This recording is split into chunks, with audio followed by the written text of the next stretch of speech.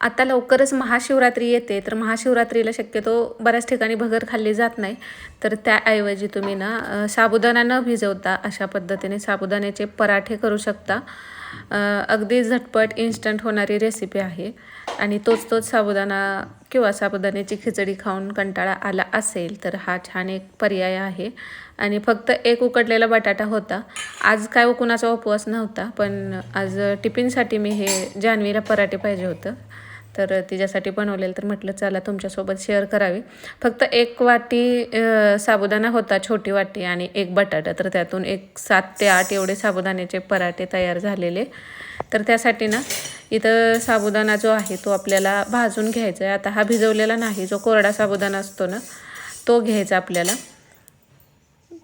आणि तो थोडासा हलका फुलेपर्यंत भाजून घ्यायचा आणि थोडासा थंड झाल्यानंतर आपल्याला मिक्सरमधून बारीक करून घ्यायचं. आता ही साबुदाण्याचं पीठ तुम्ही डायरेक्ट चक्कीतून दळून घेतलं, घरगुती चक्की असेल तर त्यामध्ये दळलं तरी चालतं. हे पीठ जेवढं बारीक तुम्हाला करता येईल तेवढं करायचं, त्याने तुमचा पराठा छान होणार आहे. लाटताना तो तुटणार नाही किंवा कडेला ज्या चिरा पडतात त्या पडणार नाहीत. तर साबुदाणा भाजून घ्यायचा, थोडंसं चटचट आवाज येतो बघा, फुलेपर्यंत भाजून घ्यायचा. नंतर इथं एक बटाटा होता उकडलेला, तर तो बटाटा मी खिसून घेतला आहे. आता उपवासासाठी जर आपण करायचं झालं तर भरपूर सगळे बटाटे वगैरे तुम्ही कुकरला उकडून खिसून घेऊ शकता. आणि साबुदाण्याचं पीठात एक वाटी छोटी होती तरीसुद्धा एवढे पराठे झालते. तर आता मी हे मिक्सरमध्येच बारीक करते. तुम्ही हे चक्कीतून जेवढं बारीक तुम्हाला दळता येईल ना तेवढं दळून आणायचं.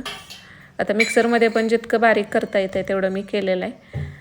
तुम्हाला यामध्ये तुमच्याकडे राजगिऱ्याचं पीठ असेल, शिंगाड्याचं पीठ असेल ते तुम्ही वापरू शकता.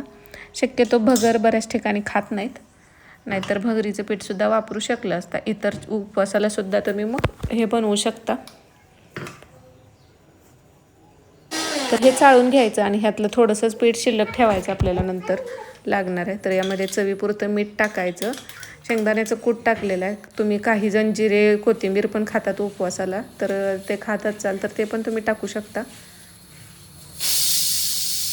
आणि हे मळून घ्यायचं. आता ह्याला मळताना ना थोडंसं जास्तीचं पाणी लागतं, कारण साबुदाणा जो आहे तो खूप पाणी घेतो. नंतर बटाटा ओलसर असतो तरीसुद्धा साबुदाण्याचं पीठ असतं त्यासाठी भरपूर पाणी लागतं. तर हे जितकं सॉफ्ट किंवा व्यवस्थित जितकं तुम्हाला मळता येतं आहे ना तेवढं मळून घ्यायचं.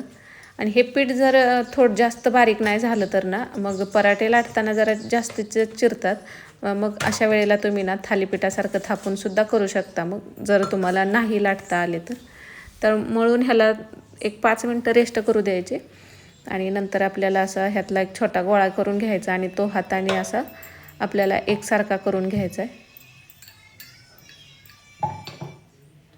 आता ह्याला बघा कडनी क्रॅक जाते, असेच तुम्ही भाजून घेतलं तरी चालतं, एवढं काय होत नाही कडच्या. पण मी आता ह्याला गोल करून घेते. मुलांना द्यायचं आहेत म्हटल्यानंतर त्यांना वाटतं की थोडंसं दिसायला पण छान दिसलं तर त्यांना पण खायला आवडतं, म्हणून मी असं कट करून घेतले. तुम्हाला नाही करायचं तरी चालतं. हा गोळा मात्र व्यवस्थित मळूनच हातावरती जरा एकसारखा करून घ्यायचा आणि मग लाटून घ्यायचं. थोडं क्रॅक जातात, जर तुम्हाला तसंच ठेवलं तरी चालतं आहे. किंवा पीठ अजून बारीक करता आलं ना, चक्कीवरती दळलं तर पीठ छान मऊ होईल, मग असं क्रॅक जाणार नाहीत. किंवा यामध्ये राजगिऱ्याचं वगैरे पीठ मिक्स केली ना तरी पण हे सॉफ्ट होणार. आणि छान असे तूप लावून आपल्याला हे पराठे भाजून घ्यायचेत दह्यासोबत, किंवा तुम्ही खोबऱ्याची ओल्या नारळाची चटणी करू शकता, त्याच्यासोबत पण हे मस्त लागतात. आणि हे थंड झाल्यावर सुद्धा तसेच सॉफ्ट राहतात, नंतर असे वातड वगैरे येत नाहीत. तर सकाळी मुलांचा नाश्ता आणि डब्याला त्यांना आज तेच पाहिजे होतं, ते घेऊन गेले. नंतर मग 1-2 राहिलेले ते मी नंतर केले.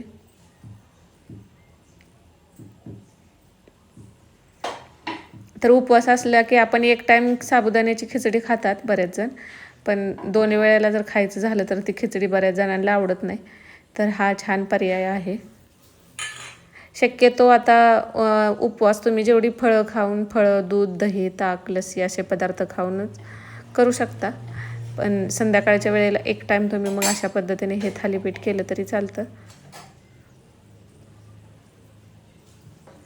आणि ज्यांचं डाएट आहे, तर उपवास असेल तर डाएट कसा करायचा, तर बघा डाएट असला तरी उपवासाला ना काकडी वगैरे पण चालते. तुम्ही फळं खाऊ शकता. एका वेळेला ना फळं वगैरे असलं खाल्लं आणि दुसऱ्या वेळेला दुपारच्या वेळेला थोडंसं ताक, लस्सी असे पदार्थ घेतले. लस्सीत साखर न टाकता तशी घेऊ शकता.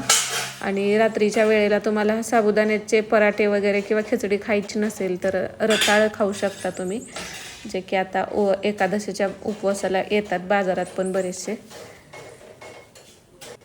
तर डाएटवाल्यांना सुद्धा मग वजन कमी करायचं असेल तरीसुद्धा तुम्ही मग हे अशा पद्धतीने खाल्लं उपवासाला तरी चालतं.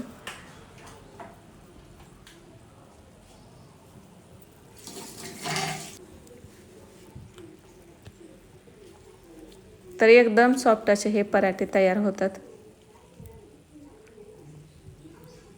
तर हे दह्यासोबत किंवा नारळाची चटणी करू शकता किंवा शेंगदाण्याची चटणीसुद्धा छान लागते ह्याच्यासोबत.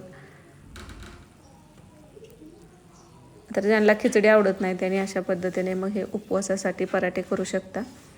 तर इथं नंतर आता सकाळच्या स्वयंपाकात मला अगोदर पीठ मळून ठेवूया म्हटलं आणि नंतर मुळ्याची शेंग करायची होती. हरभरे पण जे देशी हरभरे असतात तर ते उकडून ठेवलेले. डब्याला त्यांना स्नॅक्ससाठी पण तेच दिलेलं. मग थोडंसं मीठ टाकून कुकरला 3-4 शिट्ट्या काढून तसं दिलेलं.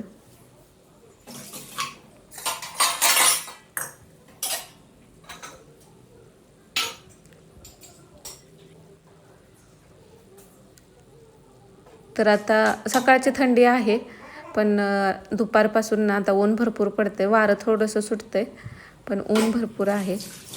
तर नंतर मला अजून थोडंसं आवळा कट करून तो उन्हात वाळवून घ्यायचा होता, कारण आता घरीच हर्बल शॅम्पू करायचा आहे. त्यासाठी थोडं साहित्य मागवलं आहे. ते पण काय थोडंफार यायचं राहिलं आहे. ते आल्यानंतर म्हटलं त्याची जो शॅम्पू बनवेन मी तो पण तुमच्यासोबत हर्बल शॅम्पू शेअर करेन. तर ही शेंग खूप दिवसातून आणलेली. ही जास्त करून कुणाला जास्त आवडत नाही, त्यामुळे सारखी सारखी आणली जात नाही. पण थोडीशी कवळी होती म्हणून आणलेली मी. ह्याला थोडासा उग्र वास येतोच. तर निवडून ठेवलेली आणि आता 1-2 वेळा ही जरा धुवून घेतली. तर हे थोडंसं तेल मीठ टाकून अगोदर मी असंच वाफेवरती शिजवून घेतली ह्याला आणि नंतर फक्त शेंगदाण्याचं कूट, लसूण, कोथिंबीर एवढंच टाकलेलं आहे. जास्त मसाले यामध्ये हळद थोडीशी टाकून. तर नंतर ही ब्लॅक कॉफी मी घेतली. तर असा होता आजचा छोटासा व्हिडिओ. आवडला असेल तर लाईक करा. श्री स्वामी समर्थ सगळ्यांना.